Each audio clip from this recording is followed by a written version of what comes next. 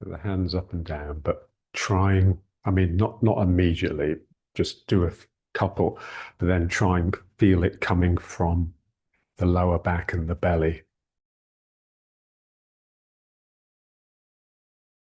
The arms come up because I've thrown flow of energy upwards using the strength in my lower back, the way a laborer would if they were like shoveling coal or sand. So we just want to feel it coming into this region. So the lower back. And then imagine it doesn't want to come down. So you have to pull the belly in a little bit or start the action at the belly, the tightening of the belly. And then again, it doesn't want to go up. So I have to work my lower back to push the hands up. And then I have to work the belly to pull the hands down. And the main reason our bellies are weaker than they should be is because you don't need to use them to pull the hands down because the hands will actually come down with gravity. So we have to imagine they're being held up. Ugh, and I really have to pull to get them down.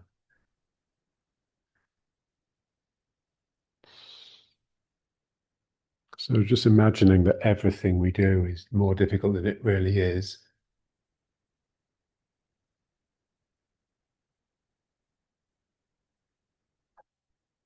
So they say in Tai Chi, people get it wrong, not because it's difficult, but because it's too easy. So when it's difficult, you tend to get it right because you have to. So tightening the belly.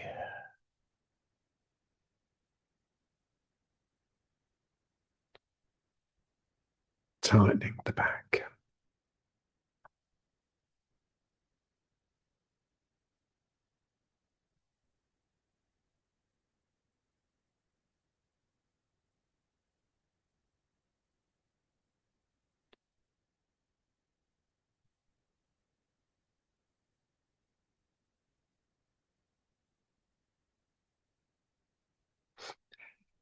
And then we just want to try and knit those two sets of muscles, the lower back and the belly, together so that there's always one of them that's working.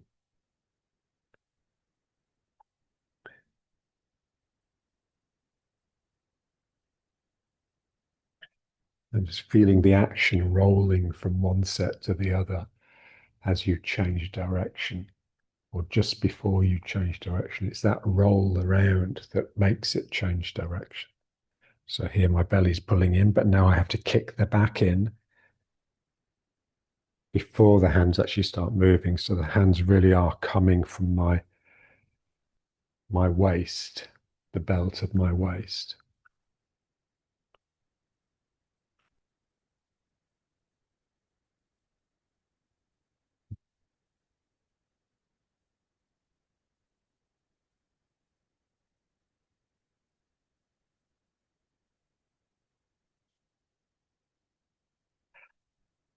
And now the hands up and out,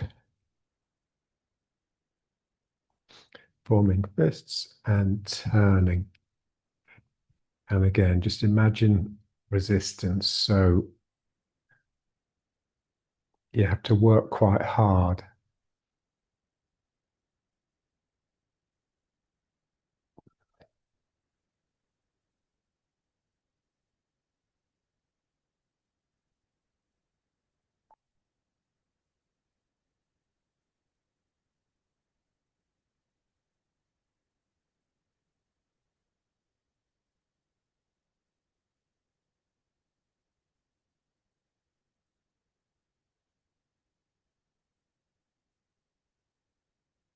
So when we work in this way, it's like the muscles, they never really fully relax. They're always toned. They always have a little bit of tension in them, which is important because a body that is totally relaxed is slow to respond because you have to kick the muscles in. You have to fire them up. And that always takes time. Sort of feeling trying to feel the muscles that are actually involved in this turn. Ah.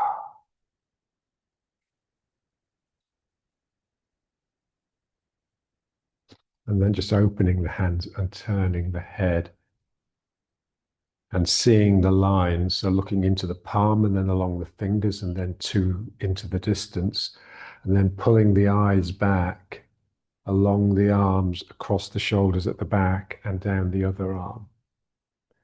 Just trying to keep this line smooth because the eyes tend to flit around. So we just want to be able to maintain a constant movement.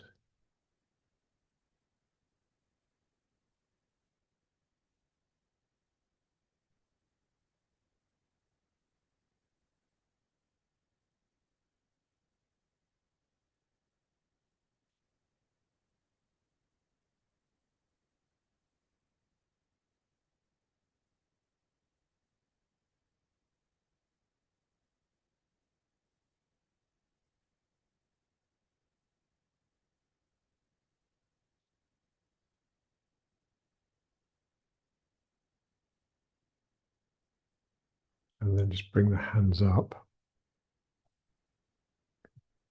and down. And then just out and around, clasping the hands at the back and really pulling the shoulders together. And again, trying to get this coming from the lower back. And now rolling the head. So start with the head looking up and then roll. And each time you get to the top with the head, change direction.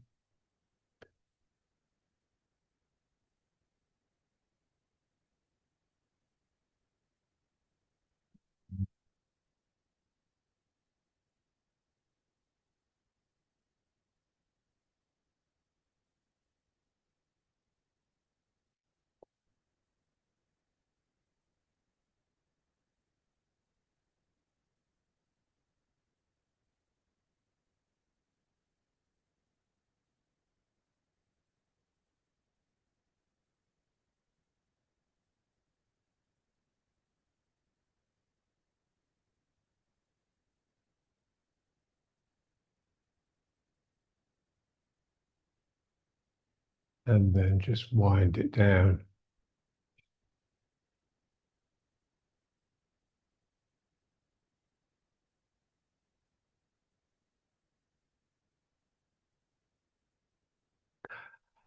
And now just feeling the Ming Men. So the Ming Men is the point in the small of your lower back. So if you really arch your spine, so really try and push your thymus upwards, then it's the hollowest part of the lumbar spine, about 2 vertebrae up from your sacrum. So now just making fists, but not tight, and one hand at the front, one hand at the back on that point, but not the fist, the wrist. So the fist is actually in the other side of the body. So my right fist here is in the left side of my body because my wrist is in the center. So my front wrist is on where the Dan Chen is, and my back wrist is on the Ming Men. And they're pretty much a level. They're level with each other. So this is a nice meditation posture. So the problem with meditation is it tends to sort of collapse down. And, because one is sort of looking inwards, it tends to do this. It tends to droop. The head droops forwards, cranes forwards. So when I see people meditating, the normal adjustment I want to make is just to push their lower back in so that they get more of a lift here. so that at least the heart isn't dropping, even if the head's craning forwards. This is not too crushed.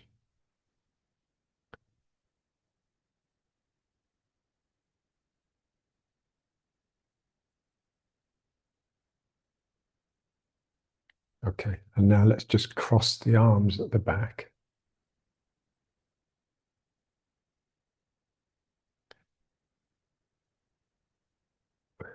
So now the arms are higher up than that point. So now the arms are sort of pretty much where the lumbar spine joins the thoracic spine.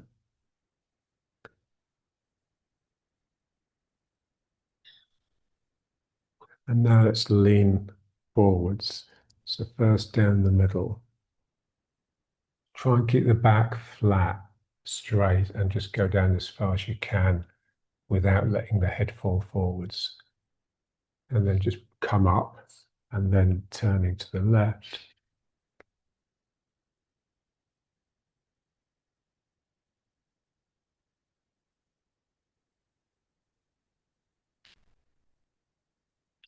And up. And then to the right.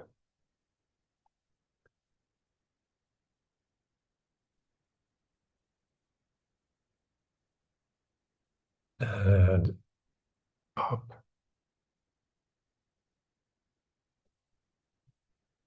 Okay, let's try them again and we'll go right down as far as we can.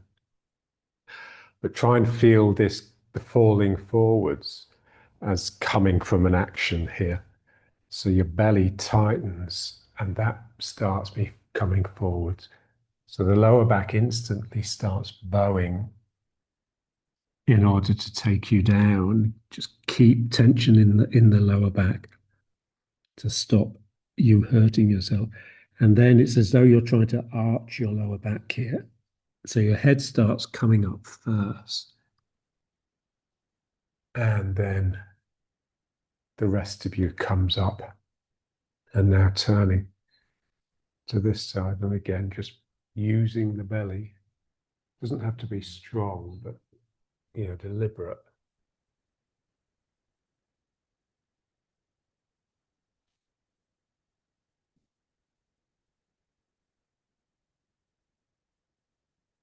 And then really tightening those muscles in the lower back, slowly squeezing to come up, and then the right side.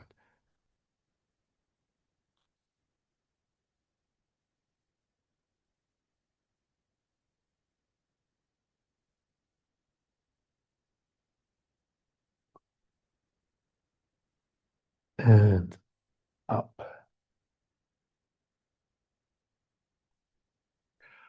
And then round to prayer again. And now reaching, so reaching forwards the way we did it last time. So the hand that's in, just get it to slip behind you. And then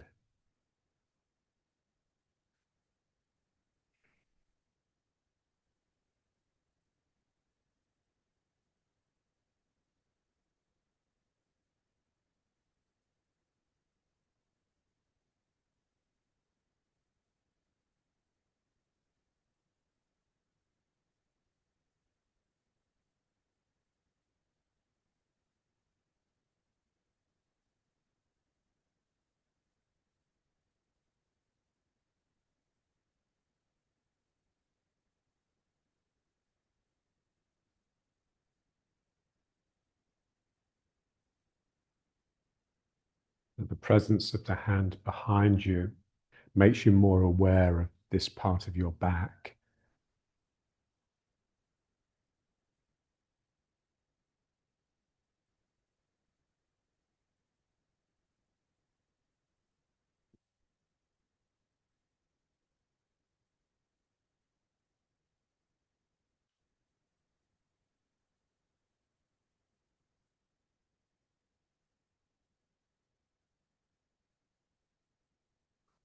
And now reaching up.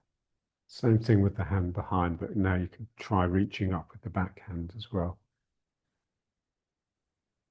Like it's passing energy into the hand that's reaching up.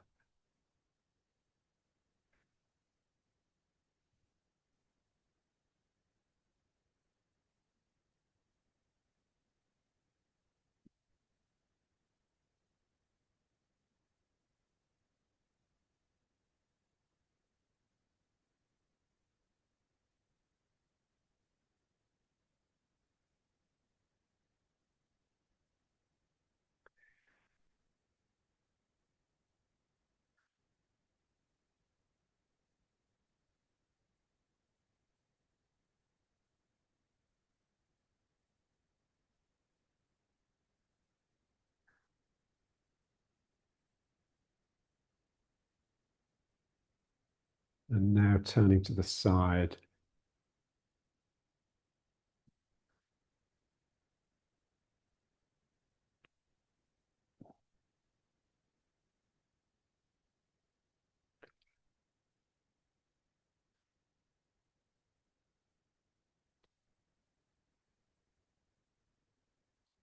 Imagine if you had a corset on, or like a wide, tight belt, like one of those weight training belts that they use to protect their lower back. So you could really just push into it and like borrow strength from it.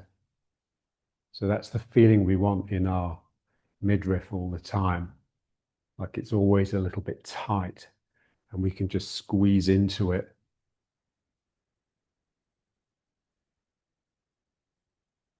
So that's just like a certain mindset. It's like a mind that's ever vigilant, ever ready for the fight.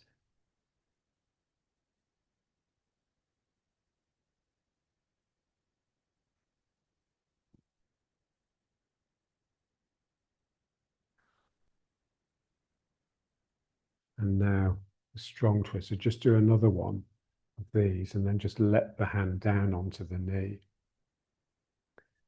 And just working yourself round, again, using the strength, using the muscles, using the breath as well. So as you breathe in, the muscles tighten a bit more. And then as you breathe out, you can let them go under control and pull yourself around a little bit.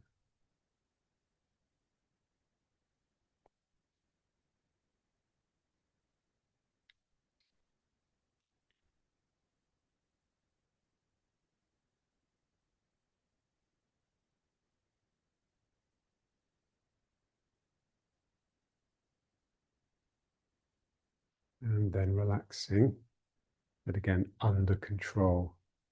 Always a little bit of tension there. And then pull yourself around here.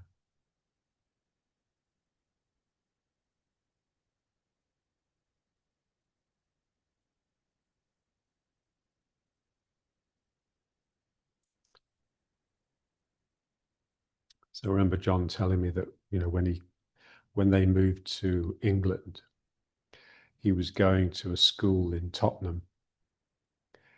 And he said they were basically just working class school. And they really picked on him because of his Irish accent, which surprisingly he held on to for the rest of his life, even though he was only 5 when he moved to England. And so he was always getting into fights. And, he was smaller than the others, partly because his dad had got him into school early because he was bright.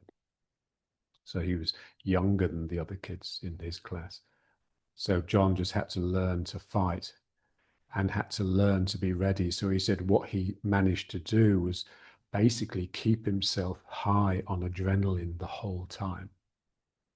So this is why he had that shake. Remember, he used to sort of almost look like he's getting early stage of Parkinson's. And that's a bit like a residual tension. So just relax out of it.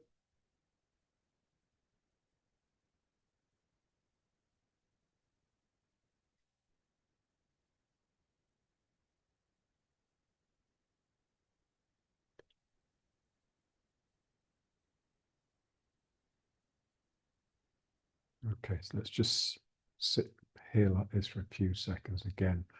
So both fists, they don't need to be fists, it's just a bit neater and more together. But it's the wrist at the center line. So your hand is very much in the other side of your body.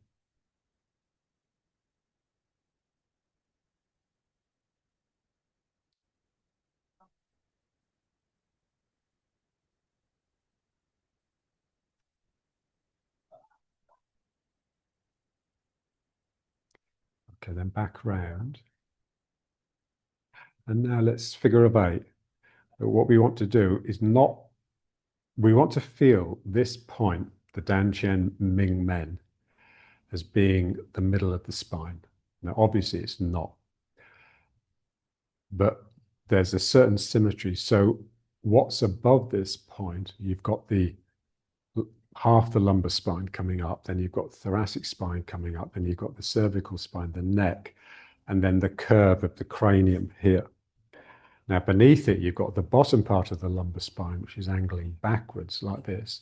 Then you've got the sacrum, which curves under, and then you've got the tail. Now, we want the tail not to simply be an extension of the sacrum and or the curve of the sacrum, but to feel like it wants to go the other way. Like your tail is wanting to sort of stick out behind you, but without that making your sacrum angle back. Yeah. So we need to get this point feeling like it's the stable center point of the spine. Yeah. So when we do figures of eights, we want to feel it coming from here. So if I was to tip over with my head this side, my tail is also trying to point in this direction. So it's not tilting my whole spine, which would be this, then my tail is pointing here. It's actually a bend in the spine, yeah, from this point. Yeah. So I'm tipping my head this way, but my tail is also trying to point in this direction. So when we do the figures of eights, we want that happening. So there's a sense that that Ming Men Dan Chen point is just not really moving. And it's difficult when we're sitting because obviously our bum is cemented to the seat, but we can get a feeling of it. So like my tail is wanting to wriggle under like this, and then it's wanting to go the other side.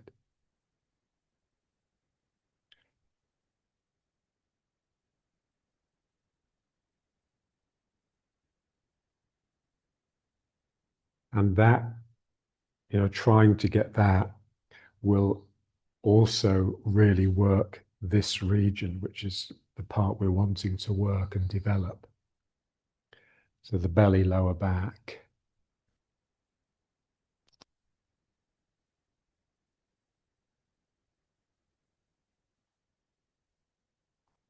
So the same way if I'm here and I tighten my belly, so I'm basically contracting my front, so my head is coming forwards, but my tail is also coming under. And then if I tighten my lower back, my head is going back, but my tail is also going back. It's really just that to the sides, as well as front and back.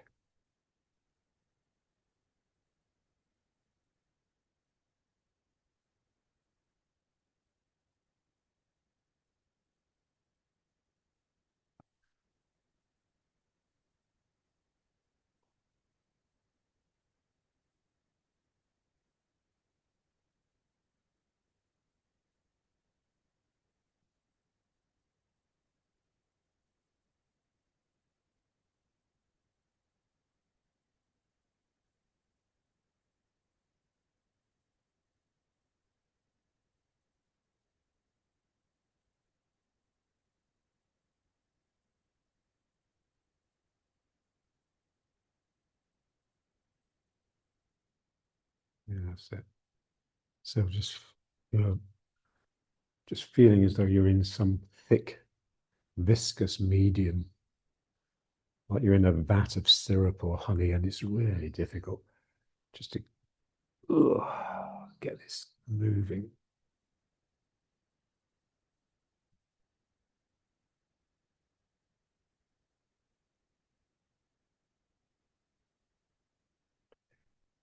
And we want this self-imposed difficulty to drive us into the heart of the motor that's making the movement. And the motor is always this region, belly, lower back, pretty much at the level of your Dan Chen Ming Men. So it's the corset.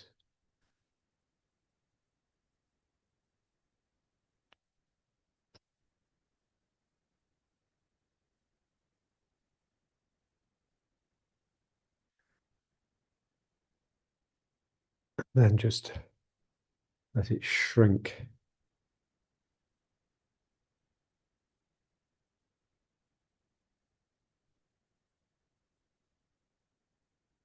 So where does it want to shrink into? So where it wants to shrink into is pretty much the heart, or like the deep heart, not the thymus.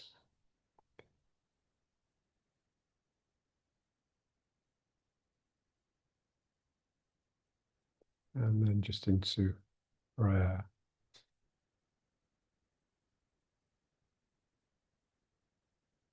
And now let's try just a little bit with the peripheral vision because it's important.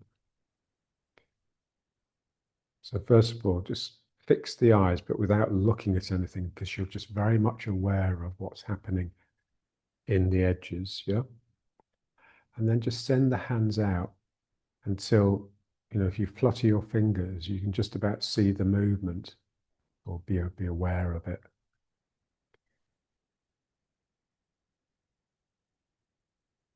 And then just move them one up, one down, trying to keep them at that edge. So it's difficult.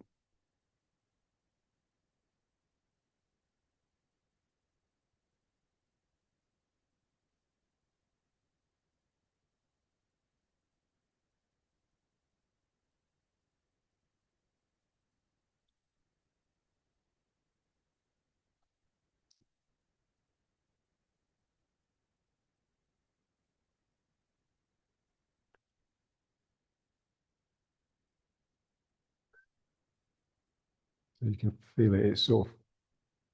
It affects the heart. So when you sense your hand getting too far out, pulling away from your vision, it's almost like it stretches your heartstrings. And then when they come in too much and you can see too much of the hand, it's like it gets boring.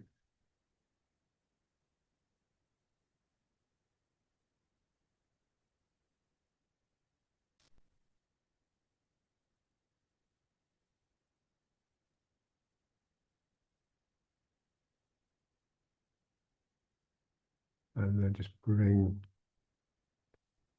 just let the top, and now the top hand is back. So now just let it drop down to this point on the head. And as though you're stretching the spine and the neck upwards. And then again, just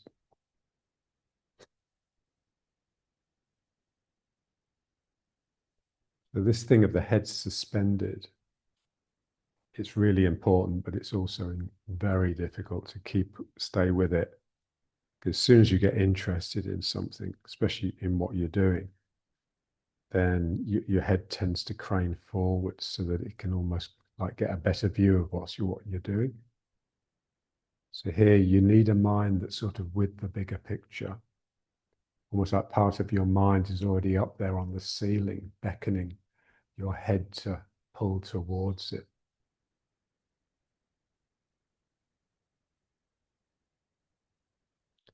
And the lower back, the strength in the lower back is very important for this.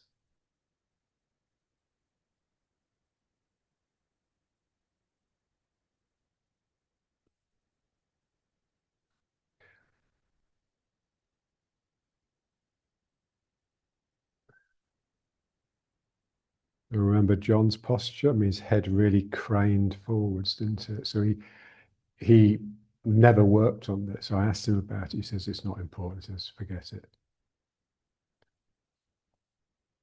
But it's because he was a martial artist, so he was just interested in getting the energy to come up his body, but then into the other person, which was in front of him.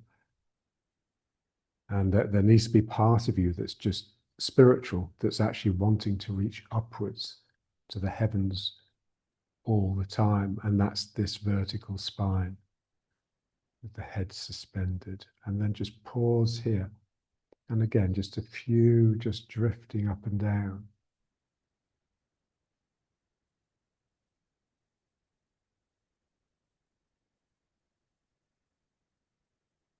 And then just bring the hands in.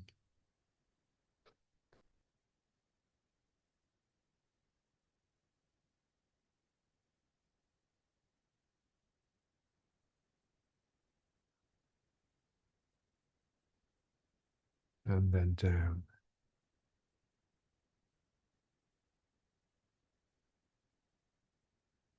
and just register that. You just feel it. Not just the state that you're in, but the movement that you've stimulated in your body.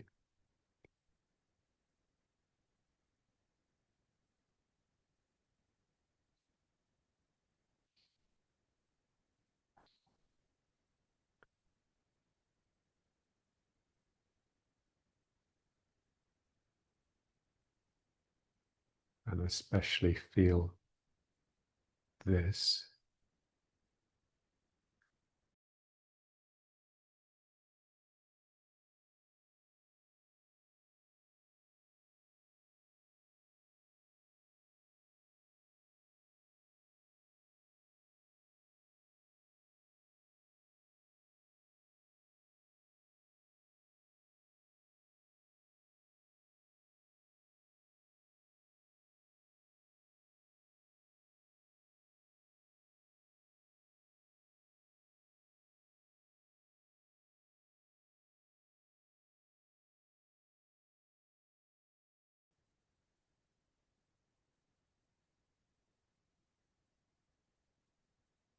Let's start by bouncing.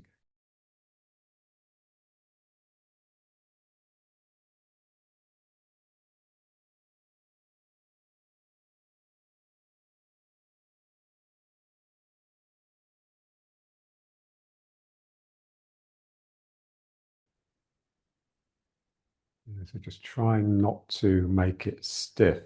So in other words, not locking the two sides of the body together. So always a feeling that, let's try alternating. So always a feeling that you're bouncing from leg to leg. Just feel the legs. We want to just make the legs springy and elastic. Imagine walking on a trampoline. Remember once we took Ty to this trampoline park. It's not far away, just down the road. And she wanted, she's a bit afraid to go on the trampoline, so I sort of went on it with her. I didn't bounce very much. She, within seconds, she'd got it. But this feeling of walking on the trampoline, it's like a sea of energy, and you're just wobbling, trying to keep your balance. You just get this sense of it's thrusting up through you all the time. So obviously the ground beneath our feet doesn't do that, but we want the feeling that it does. And so we need to get it in the legs. We need to get a springy buoyancy in the legs. And that's a certain type of strength, a strength that can not just hold you in position, but actually bounce you up and down.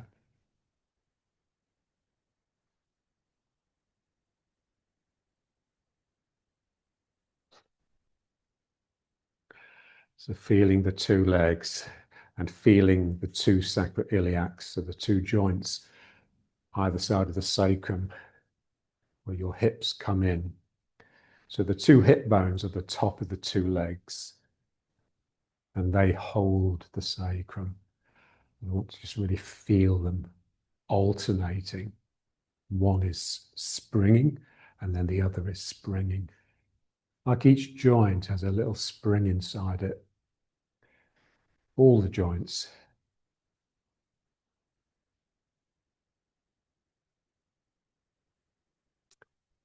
And especially these sacroiliacs. And then just doing it together, but always with a feeling of this. So it's something in you is objecting to this symmetry.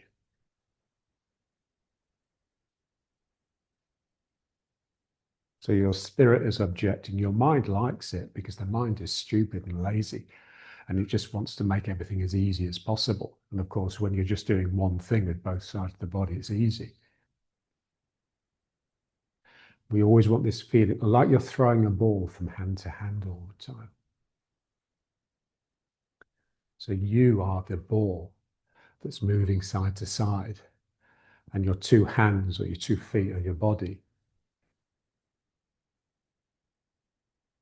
And then just turning with it but feeling it's the action of the two legs. So this leg they both have to push to move myself around, and then they pull, especially this back leg pulls me to bring me back to the front, and then they both start pushing to get me to go around to this corner, and then they both pull, and that brings me back to the front, and then they both push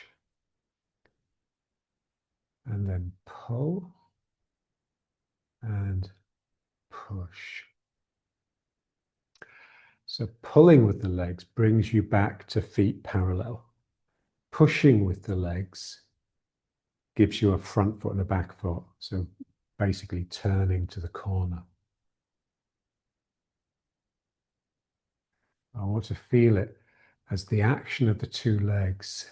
I mean, we're so familiar with turning that we can sort of do it in our sleep, so we don't need to concentrate. But the only reason we can do it in our sleep is because the mind is just locked up into this aggressive control freak. I want to feel it, the two legs. Especially when you push the feet apart to turn to the side.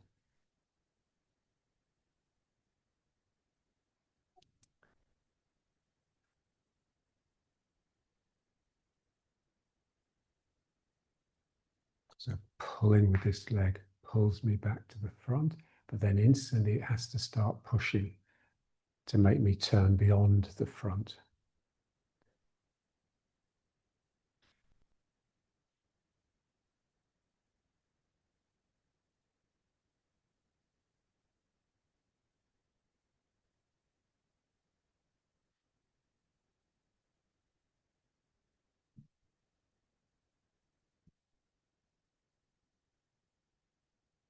Yeah, so pull and push.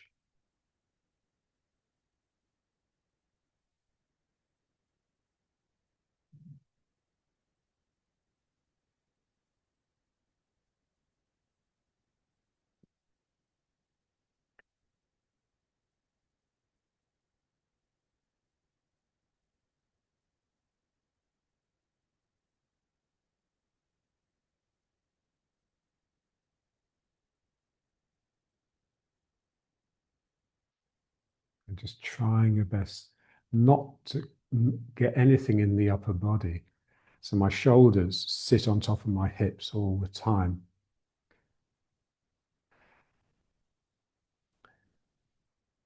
It's so difficult not to let the shoulders turn further than the hips.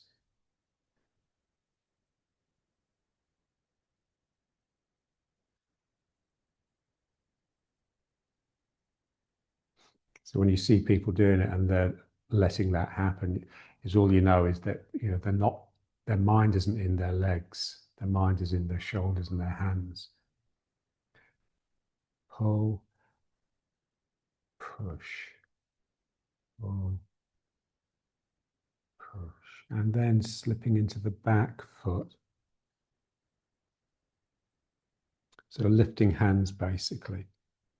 So here I have to be careful not to let this knee come in. So I start turning by turning these toes in. This hand, the hand that's come out the front, just scoops down like I'm scooping a handful of dirt from beneath my foot.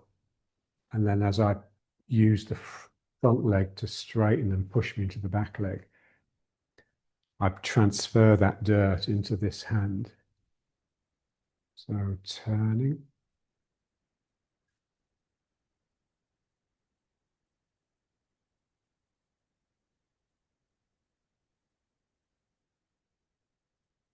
Yeah, so because of this constraint of not letting the knee collapse in, you can't turn very far.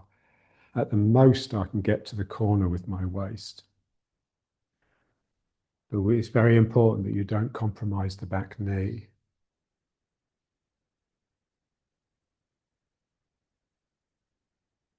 So my front leg is driving me back into this leg, and this leg is pushing through that and into this hand. So this is lifting hands.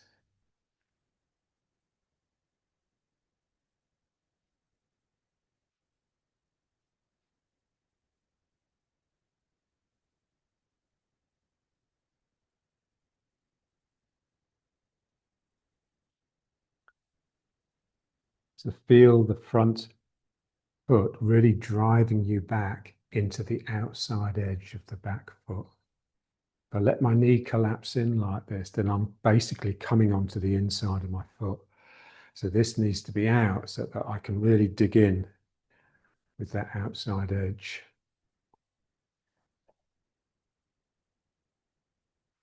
And then you're just more in the ground rather than upon it. And I want this feeling that I'm cutting under with the back foot.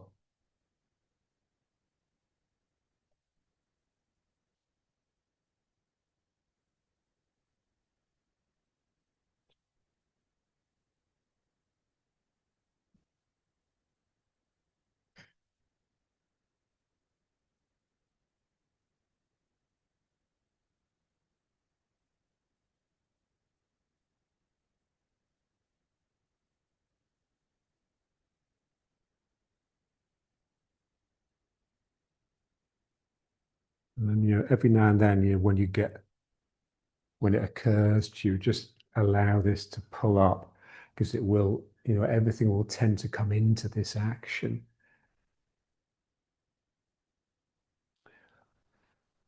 That's okay, but we need the tension. So we need, this sense that we're being pulled all the time.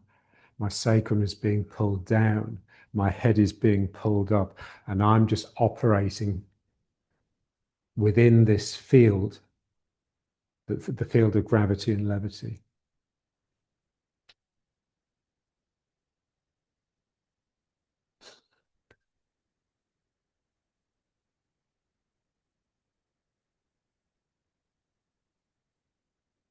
Okay, and now let's just try, just backwards and forwards is just basically those two exercises, but together, because now I have a front foot and a back foot. So I'm pulling myself forwards. And as I do so, I want to feel the pathway that the energy takes, which is basically up the inside, up the instep. So from the bubbling well, really, this point in the middle of the front of the foot, up the instep, up here. And then it sort of loops over and just drops into the sacrum. So there's a sense that as I come forwards with the correct roll in my leg, it's as though there's a hand on my sacrum just helping it down and forwards. The same with the back foot, but it's not so strong. So again, when I pull myself back, I'm coming up the inside, over the top, and into the sacrum. So one. So just let the hand follow the path and settle onto your sacrum. Just doing all we can to get a real awareness of the sacrum. It's the most important bone in the body. And it's, one of the bones we tend to have least awareness of because we never see it. So just let the hand settle there. And then it will give your mind permission to become aware of it. So pulling up the inside of the leg, around and down into the sacrum.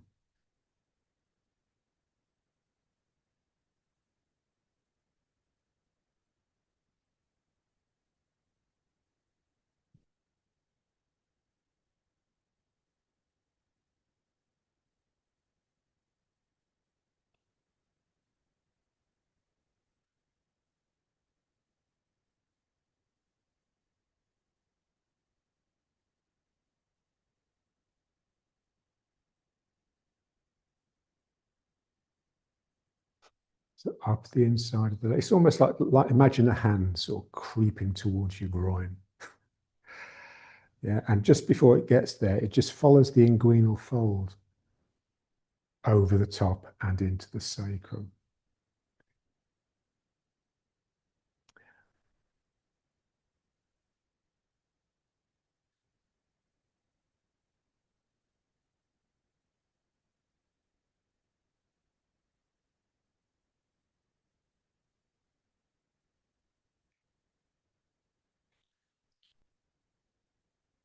And now let's try a bit with the other foot forwards.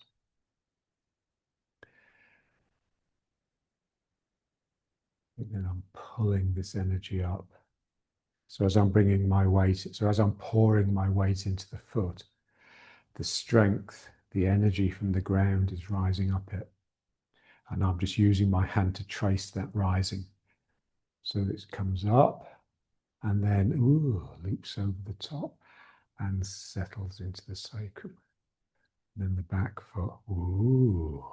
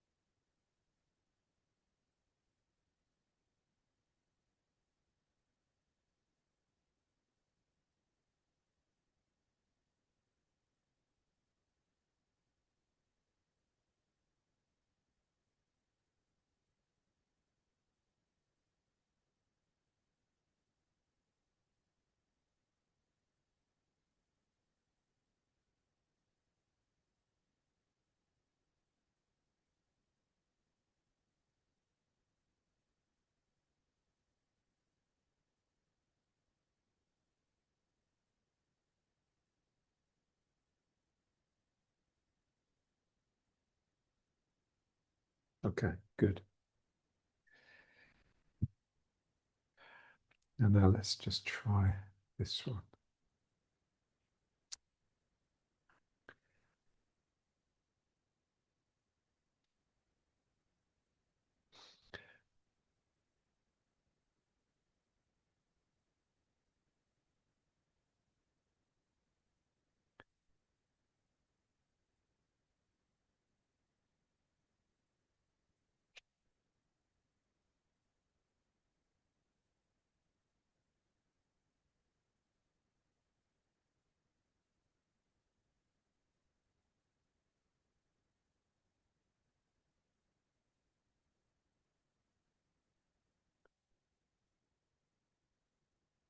So this is very much the animal. So off the heel of the weighted foot comes up. So generally in Tai Chi, like in life, you're moving into the front foot.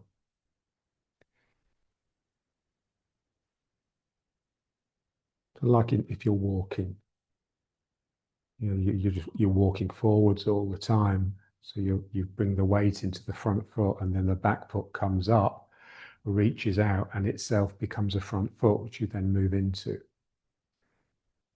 It's that quality here. So what makes me able to do it without taking the feet off the ground, so without actually moving forwards, is the turn. So I'm always turning towards the foot that I'm bringing the weight into, like the first warm-up exercise.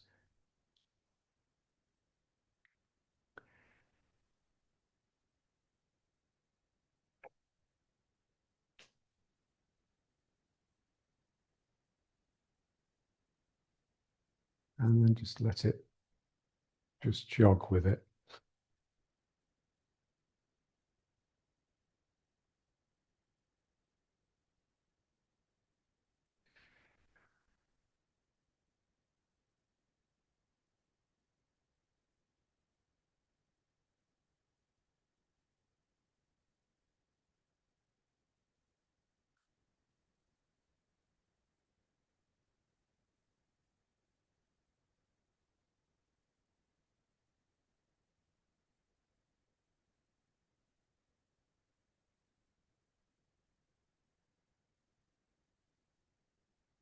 And then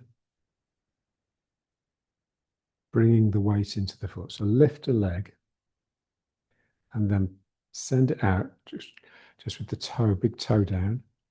Now, as I bring my weight into the foot and so effectively pour my weight into the leg, I want to keep the heel up as long as I can So I'm pouring the weight in the leg more by pulling myself with this leg than pushing with this leg. So I'm pulling across, and then as the weight comes into the leg, just feel the energy rising up. Yeah. And we want the feeling that it's the bubbling well. So the bubbling well is just this point here in the middle of like the ball of the foot. So that's kidney one. It's the beginning of the kidney meridian. And it's very important in Tai Chi. It's like a point for, I think, insomnia.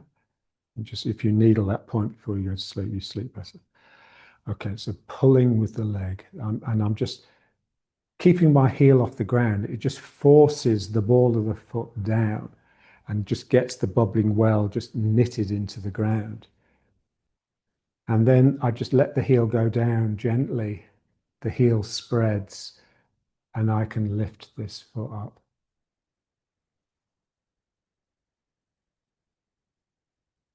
So physically, I'm sort of rooted from the heel, but energetically, I'm rooted from the ball of the foot, from the bubbling well. So as the heel goes down, it just stabilizes everything. Everything just becomes still, or stillness is a possibility. If I've got my heel up, stillness is not a possibility. So I pull myself, keep the heel up, and then let it down.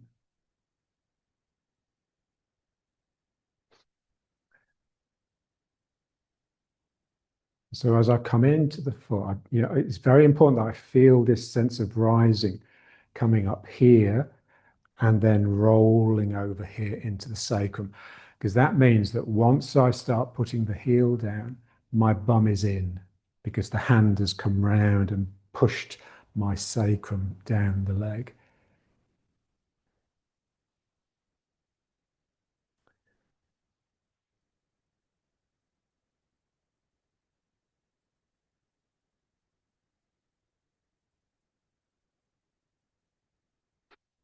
So it's like I need to sort of wait with the heel up until the energies come up and over the top and into the sacrum before I dare put the heel down. So it's up, oh, but it wants to go down. But then once the hand gets around here, oh, then I can just relax down. And then that leg lends me stability, but without sucking my heart down like this, which is always a problem. So here, so the bum in is basically just lifting the thymus like a ballet dancer. They just have such amazing postures. And the chest is always proud, but in just a very attentive way, not in an arrogant way. So I'm pulling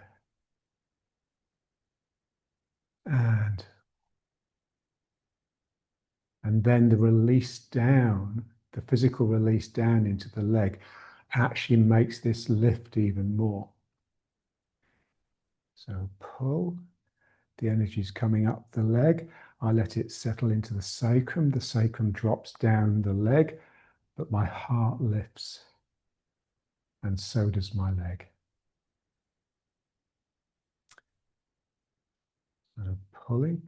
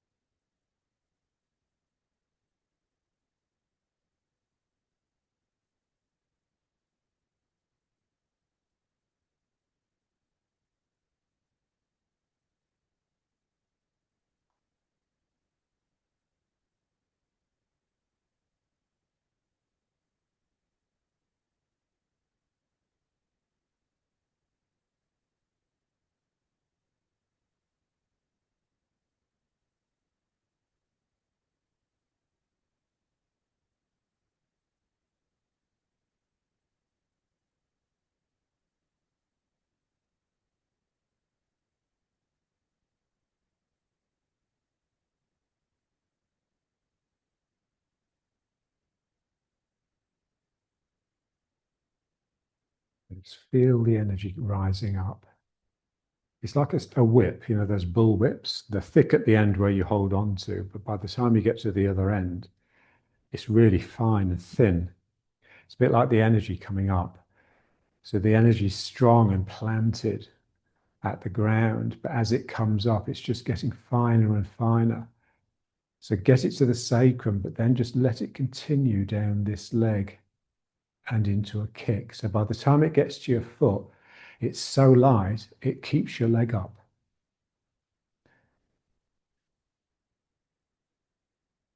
So I'm drawing the strength or the energy, however you want to see it, up, sacrum, and then just continue without a break down the leg.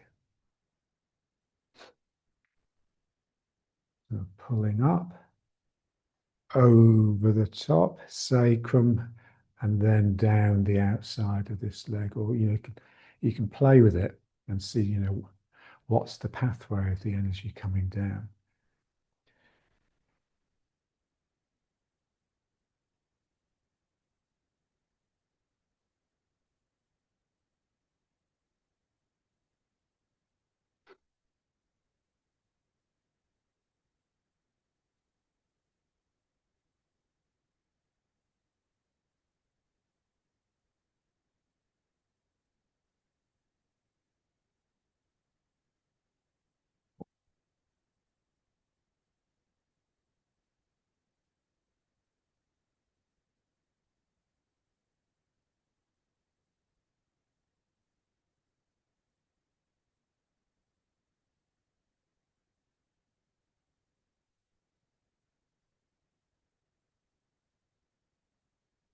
And then just using it to walk.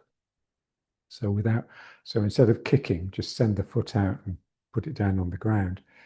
So I'm filling this leg to here, and then this foot just goes out.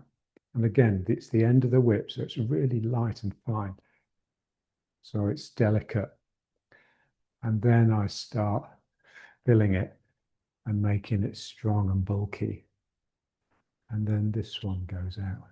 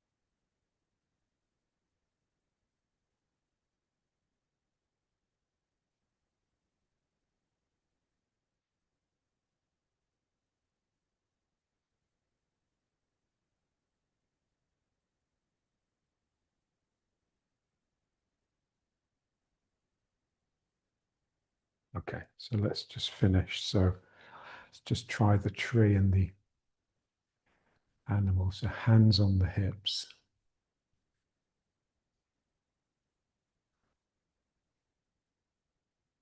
And just allowing yourself to settle.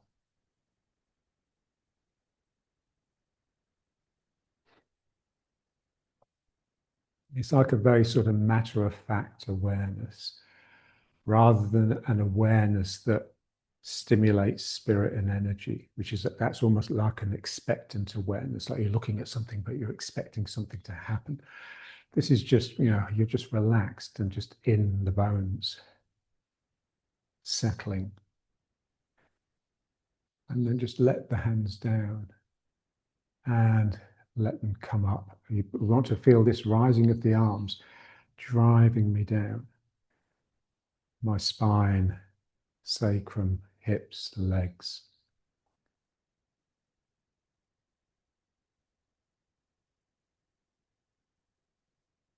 And then just coming off the heels. So the knees come up, but my hips drop down. So I'm crouching. And this feeling that the Danchen has now become a real strong gravitational force, and that is trying to pull my elbows down into it. And yet my senses are really primed, like I'm just covered in these antennae that are probing out into the world. And the biggest antenna of all is the tail, which reaches behind.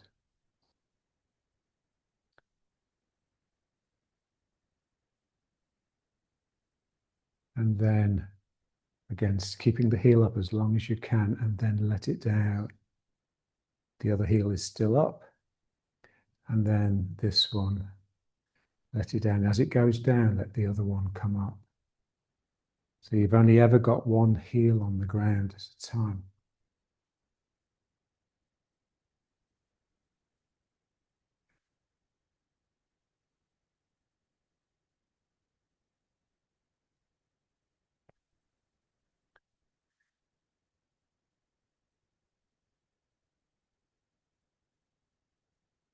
And my weight is in one side, but the energy is in the other side. So my physicality and my energy occupy different parts.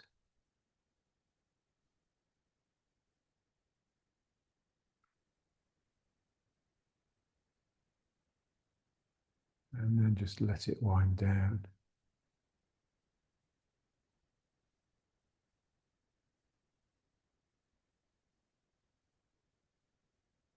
And then just bringing the feet up and trying to just stay off the heels. So you're just on the front of the foot, so the legs are bent. We just want to feel this sort of springiness. So always trying to simulate the trampoline. That sort of gooey, fluid instability.